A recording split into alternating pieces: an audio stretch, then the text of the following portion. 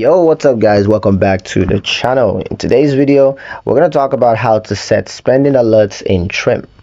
Do you want to stop overspending before it happens?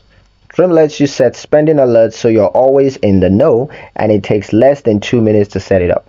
Let me show you. First thing you got to do is open the Trim app and log into your account using your credentials. Once you're on the account, on the dashboard, tap the settings icon and just navigate to the notifications or alert section, of course depending on your version. Now you're going to choose spending alerts, and here you can set limits for daily, weekly or monthly spendings. For example, if you want to stay under $100 per week on dining, just enter that amount under the dining category. You can also set overall spending limits, so if your total spending for the month starts creeping past your budget, Trim will notify you immediately. Choose how you want to receive this alert. You can choose between push notifications, email, or SMS.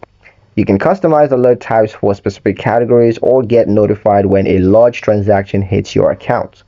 Once you're done, just hit save and Trim will keep an eye out on your spendings for you. And that's it. You've just added a powerful financial safety net.